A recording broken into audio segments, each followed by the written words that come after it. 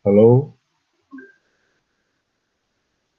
selamat pagi, salam sobat sehat, sukses, sejahtera.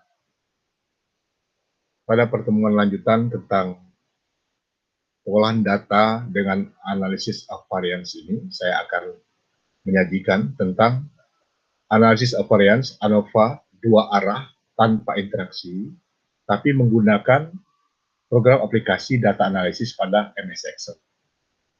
Untuk mempercepat penyajian, saya akan mengulang sedikit tentang video yang sudah saya posting, yaitu tentang ANOVA dua arah tanpa interaksi perhitungan manual dengan bantuan MS Excel.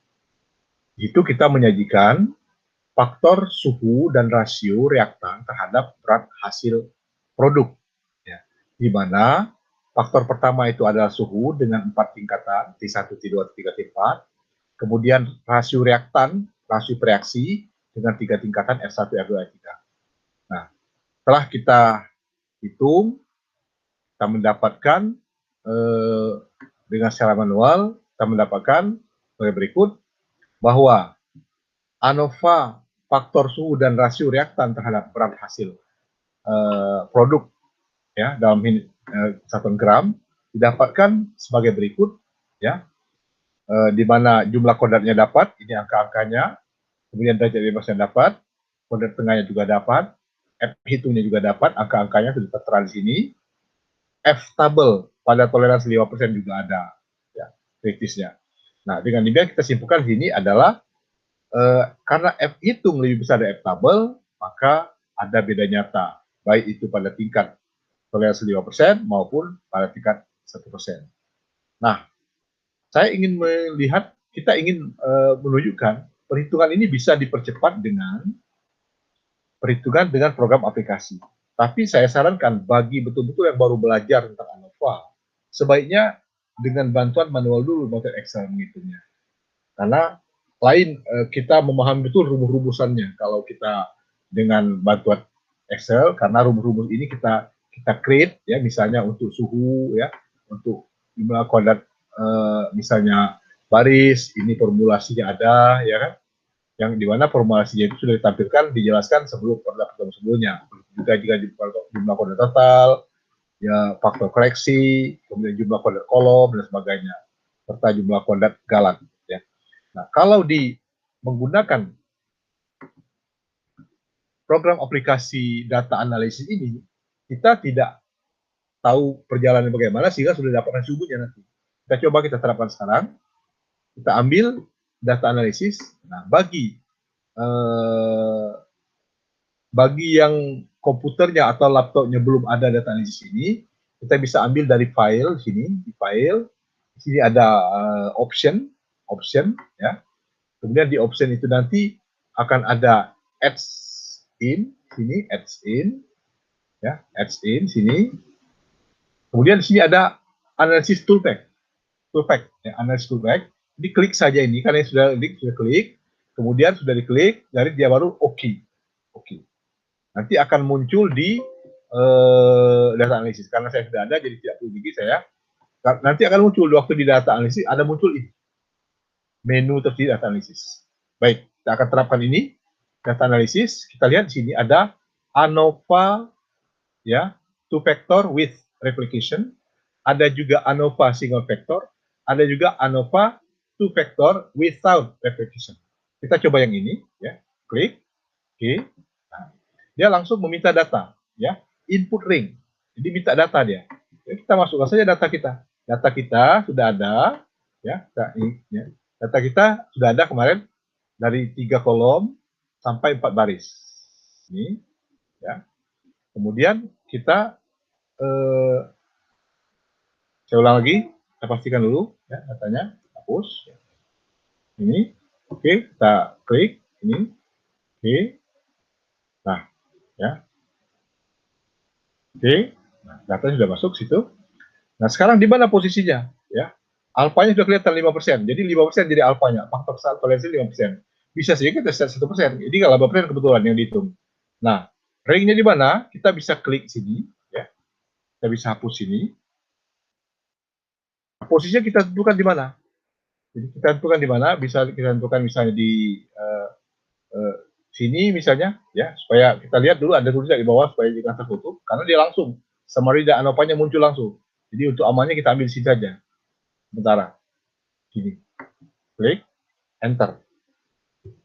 Nah, dia akan muncul, langsung muncul summary-nya. Nah ini summary-nya supaya kita mudah menyajikan dengan ini, kita dekatkan saja, kita ambil ini, kita dekatkan.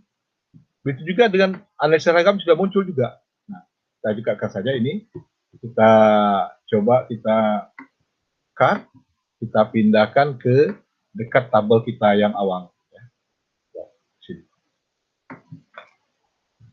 Nah, sudah ada, ya. Ini kelihatan, ya. Kita coba row 1. Row 1 misalnya di sini, ya. 34,2 ditambah 38,3 ditambah 40,6 sama dengan 113,1. Kelihatan nih summary.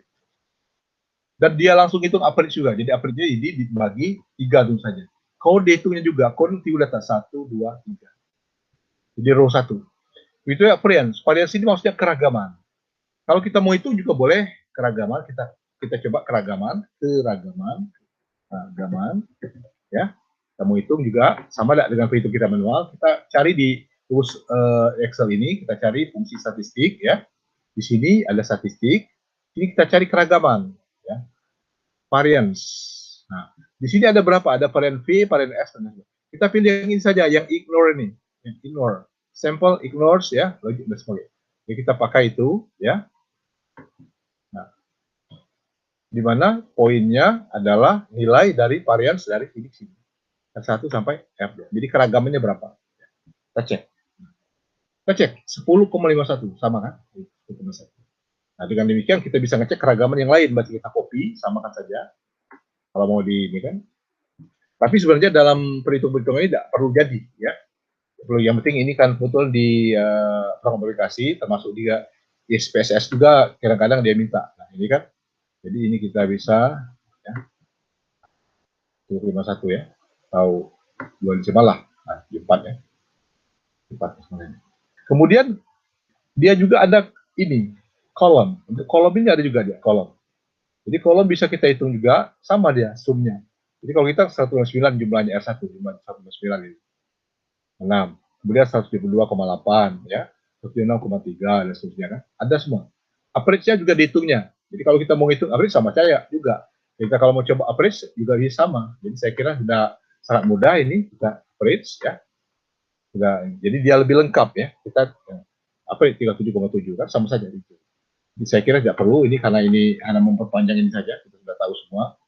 Kemudian kita lihat juga ini dia ada varians. Kita buktikan apakah varians kita ini juga sama varians di kolom ini. Kita buat varians juga di sini, keragaman. Keragaman. Keragaman sama dengan tadi, ya. Kita pakai yang ini. More functions, ya. Kita pakai varians, statistik, varians, ya.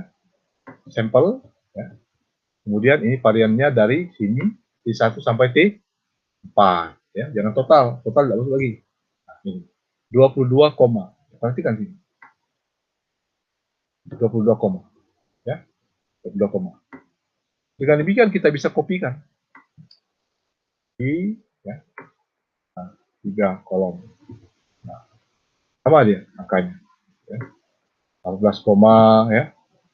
Kemudian 9,9 dan sebagainya.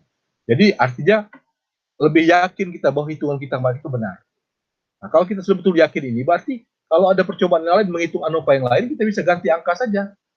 Misalnya, ya, faktor suhu dan rasio reaktan terhadap viskositas hasil produk misalnya kan. Jadi kalau viskositas kita ganti saja ini. Viskositas berapa angkanya? Otomatis. Tidak usah buat lagi formulasi, kalau angka ini otomatis jalan sendiri dia. Jadi ini otomatis bisa menjadi program kita, ya. Itu keuntungan kita membuat ini, tidak usah nanti lagi, tinggal ini saja. Ada kepuasan batin kalau kita membuatnya dengan Excel. Nah, sekarang bagaimana dengan perhitungan sumber keragamannya? Jadi, kita cek, ya. Kita dekatkan supaya mudah ngeceknya.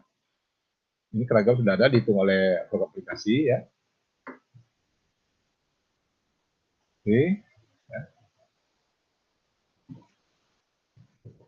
Maka ya, kita dampingkan supaya mudah kelihatan. Ya. Kita dampingkan di sini saja, telan sedikit supaya ini. Oke. Kan, saya khawatir kalian untuk di resume di bawah. Jadi, ya, ini kurang berapa? 1, 2, 3. Jadi kalau turun 2 lagi boleh. 2 lagi. Lagi ya. Kan?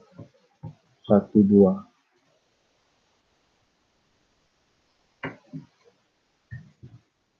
Nah, jadi kelihatan sini ya. Oke, kita lihat pada row ya, baris ya. Kita lihat di sini bahasanya saja beda. Ini DF ini free degree of freedom, mati derajat bebas. Kita perhatikan 3 ya kan, 2, 6 sama, totalnya 11. Kemudian sum of square. Sum of square itu jumlah kuadrat. Jadi sum of square. Ya, ini variansi ada rows. Rows ini dalam hal ini kemarin kita suhu ya, columns, kemudian column itu rasio reaktan, kemudian error atau galan ya.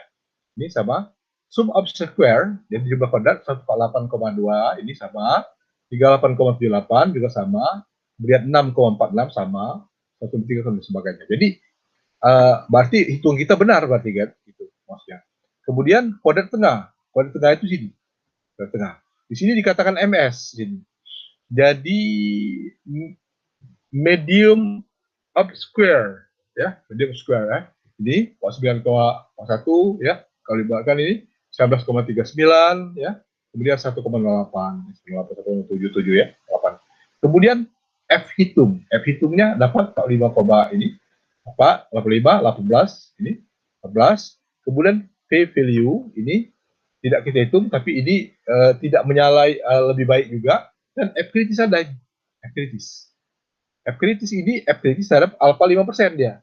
5%. Tadi kan ada 5% waktu kita hitung pakai analisis tadi kan. Nah, artinya kalau kita bandingkan perhitungan kita itu benar. Jadi ini bisa dirusumkan. Kita bisa rusumkan ya bahwa F hitung lebih besar daripada F tabel, F kritis, sehingga ada beda nyata baik baris maupun kolom, ya kan? Tapi tanpa interaksi ini kan. Nah, jadi kalau perhitungan kita sangat banyak, kalau kita sudah mahir di bidang itu, kita boleh saja menggunakan data analisis ini, itu maksudnya kan. Tapi percayalah, pelajari dulu yang manual. Mudah-mudahan ini bermanfaat ya, dan tambah semangat untuk mempelajari statistik. Ingat, pengolahan data itu semakin banyak dibutuhkan, apalagi di era revolusi 4.0 ini, ya, semakin banyak dibutuhkan orang-orang IT, orang-orang yang ahli pengolahan data dan sebagainya, ya, serta orang-orang yang IoT lah pokoknya ya, Internet of Things dan sebagainya ya, semuanya menggunakan teknologi-teknologi berbasis IT, teknologi internet, komputer dan sebagainya, program aplikasi dan sebagainya. Selamat belajar, mudah-mudahan ini ada manfaat. Terima kasih telah menonton video ini. Mohon maaf jika ada kekurangan. Ya, terima kasih. Salam sobat sehat, sukses, sejahtera.